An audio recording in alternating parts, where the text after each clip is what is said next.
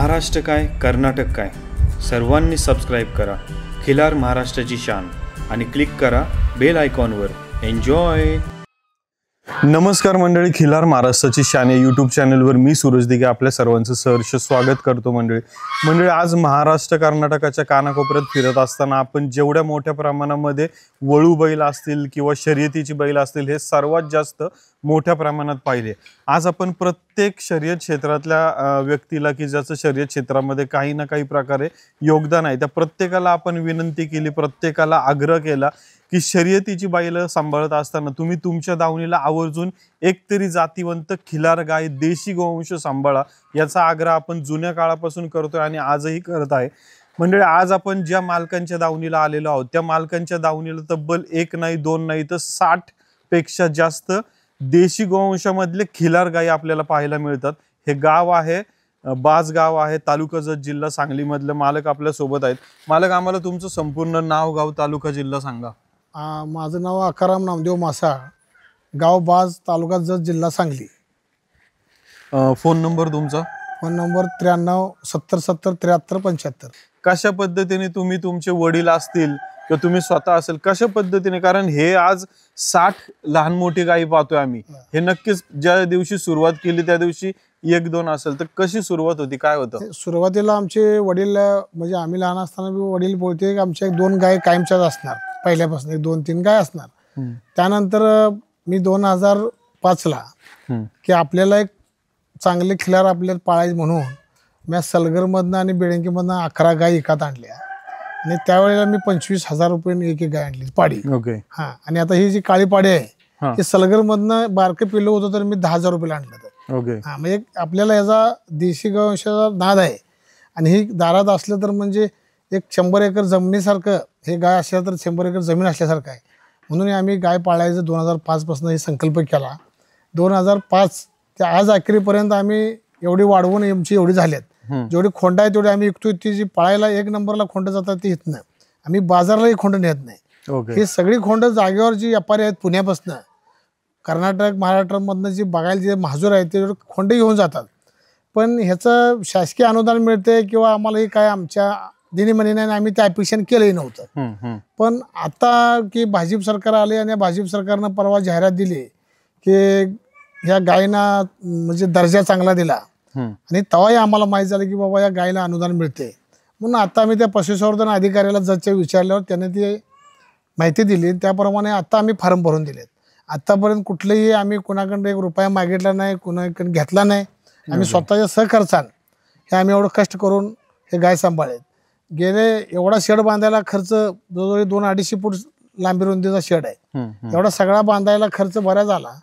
त्यावेळी माझी वडिलांची सांगलीला मी म्हणजे हमालीला असताना 85 ते 2005 पर्यंत होतो, त्यावेळेला ते जागा तिथं थोडी होती आमची, ती जागा इकली वडिलांनी आमची आणि ती जागा विकून पुन्हा मी शेड बांधला ह्या नादान की गुरं हे आपल्याला बाबा एक चांगलं आहे आणि हे जर पाळलं तर आपल्याला ह्याचा आशीर्वाद आहे, असं ह्या पद्धतीने आम्ही आता सांभाळत आणले। आणि आम्हाला आता क्षेत्र भरपूर आहे, हिंडायला बी असतं। आम्ही सकाळी 10ला सोडले की 4ला येतात आणि संध्याकाळी 4ला आले की यांना वैरण पाणी दावणीला टाकायचे 2 हौद बांधलेत पाण्यासाठी, आणि जे पाण्याला हवत आहेत म्हणजे पूर्ण बाजगावची जनावर, इथं आजूबाजूला एक हिवर गाव आहे, त्या हिवऱ्याची असं एक मोठा हौद बांधला आहे, रात्रंदिवस तिथं ती भरून सोडतोय आम्ही आणि त्या हौदातलं पाणी हा जनावरही पितात आणि इतर पक्षी प्राणी आहेत, लांडगं कोलं तसं ह्यांना आता उन्हाळ्यात पाणी कुठल्या फारट्यात पाणी नसतं तर ती जनावर पाणी पितात, त्याचाही आशीर्वाद मिळेल म्हणून तिथं आम्ही त्या हौदाला 24 तास भरून सोडतो। शेतीला पाणी कमी पडलं तर आम्ही देत नाही, पण हौद 2-3 टाईम भरून सोडतोय, म्हणजे आपल्याला ह्याचाच आशीर्वाद म्हणून आम्ही केले। पैसा धन दौलत हा मिळत असते, पण ह्या जनावराचा आशीर्वाद कायमस्वरूपी आपल्याला लाभावा आणि एक आशीर्वाद म्हणून आपण पाळलेले आहेत। शासनाने दिलं काय नाही दिलं काय तरी आम्ही पाळणारच आहे आणि हे आमच्या एक खरोखर एक दैवी शक्ती असल्यासारखं ह्या गायींचं आहे। एखादा माणूस जर आजारी पडला आणि जर इथे 2 दिवस झोपला तर त्याचा आजार नष्ट होतोय। आम्ही ते गिर गायचे आता लोक तिथं काय काय गोशाळेत ऐकायला मिळते, म्हणजे आम्ही युट्यूबवर बघितलं, आम्ही कधी संस्था घेत्या का नाही बघितलं नाही, पण त्या गिरगायपेक्षा हा 100% रिझल्ट ह्या गायपेक्षा जर राहिले तर कुठला कॅन्सर आजार, BP, शुगर ही होत नाही। तर आम्ही इथं जे लोकांना आलेले तरी आम्ही त्यांना इथं गोमूत्र मागितलं तर आम्ही मोफतमध्ये देतोय. शेण बाबा कशासाठी मागितलं तरी त्याला मोफत देतोय. आम्ही असं कुठलंही त्याला म्हणजे आट लावली नाही. का तर एक हे 33% म्हणजे देवस्थानचं ह्याच्यात या गायच्या पोटामध्ये आहे 333 कोटी, त्याप्रमाणेच आम्ही तसं वागलोय. आणि आमची जर वैरी जेवढे आता गेले 2 वर्ष या मागे दुष्काळ 2 वेळा पडला, तर एवढे जनावर सांभाळायचे म्हणजे रोज एक ट्रॉली वैरण पुरत नव्हती. तर आम्ही स्वतःची आम्ही 8 एकर ऊस केला आहे, त्यातला आम्ही 4 एकर ऊस घातला. ओके. पण त्या पैशाकडे बघून आम्ही ते ऊस कारखान्याला पाठवायचे काही नाही, आम्ही ठेवला. आता तुम्ही इथे बघू शकता खाली ऊस आहे. आणि ज्वारीचा कडबा जे ते आम्ही 10-15 हजार कडबं 15-20 हजार आम्ही स्टॉक करतोय. आणि तो कडबा आम्ही ठेवतोय, जी पाऊस लागला तर टाकायला किंवा एखाद्या 4च्या पुढं आली की त्याला टाकायला. म्हणजे एवढं व्यवस्था आम्ही चांगली करतोय. आणि कुठल्याही शासनात अनुदान नाही. आणि ज्या ज्या मोठ्या मोठ्या संस्था आहेत किंवा मोठे आता जे इन्कम टॅक्स भरणारे आहेत, तुमच्या माध्यमातून काय जर ह्या आमच्या देशी गायला जर अनुदान देत असेल तर ते आम्ही स्वीकारायला तयार आहे. आणि चांगल्या पद्धतीचं आहे. आता अजून याचा शेड वाढवा लागतोय, जनावर वाढा लागले आहेत. आता हे बांधून 2019 म्हणजे 18-19 वर्ष होत आली. तर आता हे सगळं पत्र आता हे बदलायला लागतं, तुम्ही बघताय. तर ह्याचं नाही म्हटलं तर 10-20 लाख रुपये खर्च आहे. म्हणजे आम्ही अजून स्वतःच्या खर्चातनं आम्हीच आता ह्यातनं करतोय, पण अजून कुठलेही आम्ही लोकवर्गणी किंवा कोणाला मागितलेलं नाही. आता शासनानं जीव टॅकिंग करून नेलंय. आता शासन काय कधी देईल मिळेल त्यावेळी आता कर. फडणवीस साहेब आता आले त्यामुळं. पण मला आता इथं एक म्हणायचं, जसं तुम्ही म्हणले की एक नाद म्हणून आम्ही हे केलंय, आणि आज एवढ्या देशी गाई आपल्या दावणीला असणं म्हणजे 100 एकर जमीन असल्यासारखं आहे. तर थोडंसं आम्हाला अजून हे सांगा की दावणीला आपल्या देशी गाय असताना आपलं काय म्हणा प्रगती होणं, आरोग्य घरातलं सुधारणं, काय ह्याच्यामध्ये अजून बदल झाला? आरोग्याला जे जर अगदी 100% रिझल्ट आहे ते आहेच, पण प्रगतीला देखील यात अगदी समाधान आहे. प्रगती होत जाते. बरोबर. आणि आता हे विचारायचं की एवढ्या काही सांभाळत असताना जसं वैरण म्हणले की तुम्ही काही ऊस किंवा काही वैरण ही खास आपल्या यांच्यासाठीच तुम्ही पिकवता, आणि त्याचबरोबर एवढ्या काही असताना मग यांना वळू दाखवणं असेल किंवा काय, हे नियोजन कसं करता? ते काय आपल्या पदरनच द्यायचं भाडं. आता एक खोंड बिंडे असताना विकतोय आम्ही. इथं जे वळू 1-2 गावात आहेत ते तर त्यांना 2000 रुपये घेतात. ते आनंदावले डपळापूरचे काय असते ते येतात, त्यांना बघ जायना गाया तर इकडे येतात. आणि एवढ्या गायींना मग चारायला घेऊन जायला किती माणसं? 3 कुटुंब आहेत तिथे. ओके. मग त्या गायींसोबत किती जण जातात? 3 जण जाते. 3-4 बी असतात. ते सांभाळायचं, कुठं जाऊ नये पुन्हा जाऊ नये असं पिका पाण्यात. दुसरी शेजार दुसरी येऊ द्यायला नको का? एवढा खांडवा जर एखाद्या पिकात गेला तर त्याचं लुस्कांकी होते ना. बरोबर. त्याचं लुस्कांकी होणे म्हणून आमची 2-3 माणसं जातात. आणि आता एवढ्या गायी सांभाळत असताना त्यांच्यापासून होणारी पैदास, कालवड किंवा खोड, तर एवढ्या गायींमधनं आपल्या जेव्हा वासरं जन्माला येतात तेव्हा कुठल्या अडचणी निर्माण होतात वासरं जन्माला येताना? का नाही, वासरं जन्माला तर काय, वासरं जन्मतात चांगल्या व्यवस्थित. आणि जन्मलं जरा मोठं झालं की ते व्यापारी येतनच मग काय एवढा दर नसतोय, पण आम्ही लहान असतानाच देतोय. म्हणजे दूध प्यायचं बंद झालं की आम्ही देऊ. आणि धार बीर कुठली काय याचं दूध काढत नाही पूर्ण वासरांना. पूर्ण वासरांना. असं कधी झालंय गाई चारायला गेल्यानंतर रानात गाय वेली वगैरे असं काही? वेलीत की. मग त्यावेळेस अडचण नाही? काय नाही, ती पुन्हा 2-3 गाड्या असतात, फोनवर बोलवून घेऊन उचलून आणायचं. मागे येते उचलून जरा 15-20 मिनिटात ते उठून पिले की देशी प्युअर आहे, ते मागे येते. बरोबर. चालत येते. आता किती गाय तिथं कुरणात येल्या फारडमध्ये, पण ते मागे येते 10-15 मिनिट, अर्ध्या तासात चालत येते ती.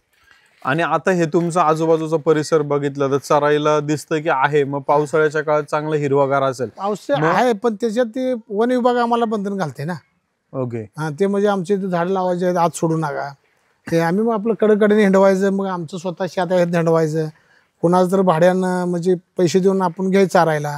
ओके. त्याची शेती आहे, माळ आता पडलेले आहे, आजूबाजूला माळ पडी काय ती घ्यायची त्याच्याकडे हिंडायसाठी. त्याला 1 पोतं 2 पोती ज्वारी घालायची किंवा पैसे द्यायचं. तिचं पडून आहे ते म्हणते 2 पोती ज्वारी आली आयतेच देतो चारा जाऊन. बरोबर. तर मंडळी, एक गोष्ट या मुलाखतीच्या माध्यमातून आपण पाहिली की महाराष्ट्र सरकारने जेव्हा देशी गाईला राज्यमाता गोमाता घोषित केले, ही सर्वात आनंदाची बातमी ही प्रत्येक महाराष्ट्रातील शेतकऱ्यासाठी होती. कारण दावणीला एवढ्या मोठ्या प्रमाणामध्ये गायी सांभाळत असताना त्या गायींचा महिन्याचा खर्च हा शेतकरी खूप मोठ्या त्याच्या कष्ट करून तो सर्व भागवत असतो. आणि आज तसं पाहायला गेलं तर बरेचसे गोठे असे आहेत की ज्यांनी आजपर्यंत रजिस्ट्रेशनच केलेलं नाहीये. आपण मालकांना नुकतंच विचारलं की रजिस्ट्रेशन त्यांनी केलंय, पण ते अलीकडच्या काळातच केलंय, पण ती प्रोसेस कंप्लीट होऊन यांना अनुदान येईतोपर्यंत नक्कीच काही काळ जाईल. त्याच्यामुळे तुम्ही तुमच्या दावणीचं नक्कीच आवर्जून लवकरात लवकर रजिस्ट्रेशन करून घ्या. आणि सर्वात महत्त्वाचं म्हणजे देशी गोवंश सांभाळणं किती महत्त्वाचं आहे हे आज या मुलाखतीच्या या शेतकऱ्यांच्या माध्यमातून आपण माहिती पाहिली मंडळी. तर मंडळी, या मुलाखतीच्या सुरुवातीला आपण या दावणीचे जे शेतकरी त्यांच्याबद्दल अधिक माहिती घेतली, कशा पद्धतीने सुरुवात केली आणि देशी गोवंश सांभाळताना त्याच्यातून कुठलं आर्थिक उत्पन्न आपल्याला होईल याची कुठलीही बाब या शेतकऱ्यांनी लक्षात न घेता पण संगोपन चालू ठेवलं. काय आपल्याला काय काय करता येईल त्या पद्धतीने त्यांनी मेहनत घेतली. आत्ता आपल्या सोबत मनोज आहेत. मनोज, नमस्कार. आम्हाला एकदा तुमचं संपूर्ण नाव सांगा. माझं नाव मनोज आकाराम मासा, राहणार बास, तालुका जत, जिल्हा सांगली. मनोज, आता वडिलांकडून आम्ही माहिती घेतली कशा पद्धतीने त्यांनी सुरुवात केली. आज एवढ्या मोठ्या प्रमाणात देशी गोवंश आहे, सकाळपासून संध्याकाळपर्यंत इथं गोठ्यामध्ये कशा पद्धतीने तुमचं शेण काढणं असेल किंवा वैरण टाकणं असेल, गाई सोडणं असेल, काय दिनक्रम असतो दिवसभराचा? आता हे कसं वडिलांनी हे सांगितलंय, आता हे इथून पुढे गया आता वाढणारच, ह्यात काही कमी होत नाही. आता सकाळी गडी असतात, सकाळी 8ला शेण काढतात, दोघं काढते. नंतर 8ला काढून शेण काढून झाल्यावर जेवण करून पुन्हा 10:30ला गोरं सुटतात. 10:30ला एकदा गोरं सुटली की मग मागे एक राहिलेला गडी असतो, ते मागे राहिलेले सोडताना काय शेण काढून सकाळी झाल्यावर मागं अजून पडलेलं असते, ते जण काढतोय. त्यांचं सोडायचं टायमिंग 11 हे असते. ओके. ठराविक 11 वाजता त्या जातात आणि संध्याकाळी परत किती वाजता? 5 वाजता येते. ओके. आता मला इथे एक विचारायचंय की आता मला वडिलांकडून नुकतंच कळालं की तुमचं पण शिक्षण बरंच मोठं झालंय, वहिनींचं पण हे झालंय, पण तुम्ही शेती क्षेत्रामध्ये अजून आपल्याला काय करता येईल, देशी गोवंश असेल, शेतीमधलं काय अजून आपल्याला जास्तीत जास्त हे करता येईल, तर काय तुमच्या दृष्टिकोनातून सांगतं की आज शिक्षण झाल्यानंतर पण शेतीमध्ये जास्तीत जास्त चांगलं काम करण्यासाठी काय करताय तुम्ही? आता शिक्षण माझं BA BEd झालंय आणि मंडळीचं BSc BEd झाले. मग ह्यातून अजून ह्यात कसं आपल्याला वाढवता येतंय ह्यासाठी आपण प्रयत्न करणार आहे. ओके. आणि जर गव्हर्नमेंटनं आम्हाला जर काय ह्यात अनुदान उपलब्ध अजून करून दिलं चांगल्या तर त्यांच्यासाठी जास्त कशा सुखसुविधा करता येते ओके. आम्ही ते बघणार. म्हणजे आणि अजून पण त्यांना सुखसुविधा आम्ही आमच्या परीनं होते तेवढं देतोय. पण जर अनुदान देऊन जर तरी म्हणजे अनुदान दिलं तर आम्ही आमच्या अजून पद्धतीनं याच्यापेक्षा जास्त त्यांना सुखसुविधा देणार. ओके.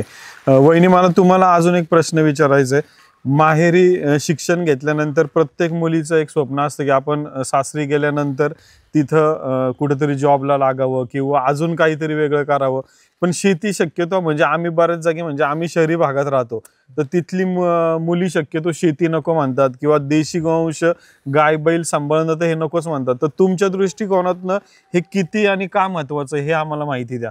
म्हणजे अलीकडं देशी गाय त्या कमीत कमी संपुष्टातच आलेत. म्हणजे आम्ही आमच्या सासऱ्यांनी त्या सांभाळले, तसंच आम्ही पण त्या पुढे त्याच्यात डेव्हलपमेंटच करत जाणार आहे. ह्यात भरच पडत जाणार, घालणार आहे. आम्ही काही कमी करणार नाहीये आणि आम्हाला वैयक्तिक ते करायला आवडतं, त्यामुळे आम्ही करतो. मंडळी, या मुलाखतीच्या माध्यमातून एक गोष्ट आपण आवर्जून जाणून घेऊया.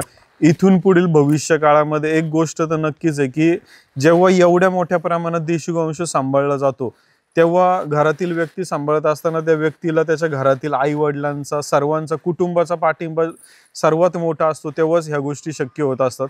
आणि सर्वात महत्त्वाचं म्हणजे आज ह्या व्हिडिओ जेवढे जण पाहत आहेत तेवढ्यांच्या माध्यमातून त्यांनी एक गोष्ट आवर्जून लक्षात घ्या की तुमच्या घरातील देखील महिला असतील किंवा तुमचे घरातील इतर सर्व मंडळी असतील त्यांचा याच्यामध्ये सहभाग असणं, कारण आज तेच हा देशी गोवंश किंवा हा जास्त पुढे घेऊन जाण्यामध्ये त्यांचा देखील इथून पुढच्या काळामध्ये जास्तीत जास्त हातभार कशा पद्धतीने राहील हे सर्वात जास्त आपण पाहण्याचा प्रयत्न करूया.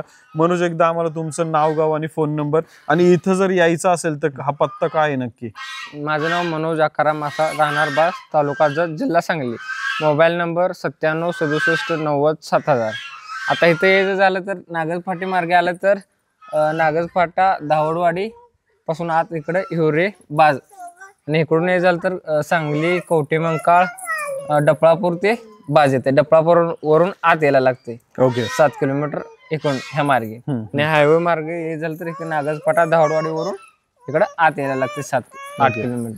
आता मनोज, एक शेवटचा प्रश्न असा पण विचारायचा की एवढं मोठ्या प्रमाणामध्ये संगोपन करत असताना मालकांची तर धावपळ असेलच, मग आम्हाला थोडंसं जे तुमचे 3 इथले गडी असतील किंवा कोण तुमची ती जिवलग मंडळी असतील की ज्यांचा हातभार याला मोठा आहे त्यांची माहिती द्या, त्यांचं नाव सांगा थोडंसं, कोण काय आता ही गडी पद्धतीने. आहे तिथं या पुढे हा संभाजी मास, हे म्हणजे चुलत भाऊच आहे संभाजी मासा म्हणून. ओके, मग ते पण गुरं घेऊन जाण्यामध्ये हा त्यांचा यांचा असतो काय. आणि हे अंकलकीच आहे, हे कुटुंब राहते. ओके. 2 कुटुंब. तुम्ही या पुढे, तुम्ही या काळे पुढे. त्यांची ह्यांची माहिती द्या. हे बादशाह आहे ते काळे मामा म्हणून आहे. ओके, यांचा काय इथं मुख्य हे असतो? म्हणजे ह्या बघायला काम हे दोघं असतात, हे दोघं सोडतात आणि माग राहिलेले आहे ना काय, माग जे गुरु येलेले असतात हा. किंवा बारकी वासरा असतात त्यांना वैरण पाणी ह्यांनी करणारी असे मागचे ह्यांनी बघायचं आणि हे दोघांनी घेऊन जायचे. आता मला तुम्हाला एक विचारायचं आहे की आता ह्या गायी येतात, ह्या तुमच्या ओळखीच्या आहेत. आता मी नवीन आहे इथं, तर नवीन आलेल्या माणसाला गायी जवळ करतील तर त्याच्यासाठी किती आठवडाभर, महिनाभर, किती दिवस मी काम केलं पाहिजे? एक 2-3 रोज सारखं माग बघून फिरलं का नाही, काय नाही निवांत. एक 2-3 दिवसात त्या मला मारणार नाही, हाताखाली. हाताखाली येतील त्या गायी. होय. आता मला मनोज अजून तुम्हाला एक गोष्ट विचारायचं आहे. आणि ही कसं आहे, एक गाय बांधली का नाही दुसरी गाय म्हणून जाग्यावर येऊन उभारते. आता हे नियम गयांना कशी सवय आहे, आता आत दावणीला जाऊन जे त्याच्या जागेवर उभारते, फक्त गड्यांनी जाऊन तिथं बांधायचं. एकटा बांधू द्या, एक गाय बांधली दुसरी त्या जागेला येऊन उभारते, असं आहे. असं कुठं पण उभारणार नाही. आता मला मनोज तुम्हाला एक प्रश्न हा पण विचारायचा. आता ही तुमची सर्व मंडळी आम्ही पाहिली, कोणाचा कशा पद्धतीने सहभाग आहे ते पाहिलं. आता बरेच जण नवीन ह्या क्षेत्रात येतात ते, तर त्यांचा एक प्रॉब्लेम होतो की त्यांना स्वतः पण त्याच्यामध्ये ते राबतात गोठ्यामध्ये, पण त्यांना अशी माणसं भेटली तर मग त्यांना ट्रेनिंग देणं की हे कसं केलं पाहिजे किंवा काय सांगते या संदर्भात? मालक सांभाळून घेतोय ना, मालक सांभाळून घेणं महत्वाचं मागमोर जातोय होतोय एखादं, पण त्यातनं मालक असू दे पण नका जबाबदार असं होते ना. धरण्या नका राहूच पण नका. मालक बी सांभाळते मग गडी बी टिकते हो. नाहीतर मालक सांभाळली नंतर गडी कसं टिकते? मालक सांभाळते म्हणून गडी तेवढे केले म्हणतो बी नाही आणि आम्ही काम करायला राहतो बी नाही, आम्ही टिकून काम करतो. म्हणजे काय ते यांच्या मनान करतात. मन करतो बरोबर. मालकीच नसतोय. ठीक आहे. तर म्हणजे अशा पद्धतीने एक सुंदर मुलाखत. आज आपण जवळपास 60 पेक्षा जास्त गायी या मालकांच्या दावणीला पाहिल्या. कधी बाजच्या परिसरात आला तर आवर्जून हा गोठा तर नक्कीच पाहावा. गोठा ज्या पद्धतीने म्हणजे गायी बांधल्यानंतर गोमूत्र कशा पद्धतीने तो उतार स्लोप दिलेला आहे किंवा हा जो मधला परिसर जो आपण पाहतोय हा आवर्जून बाजच्या भागामध्ये आल्यावर, जतच्या भागामध्ये आल्यावर नक्की बघायला या मंडळी. अशाच प्रकारची अधिक माहिती पाहत राहूया. खूप खूप धन्यवाद. खिल्लार महाराष्ट्राची शान.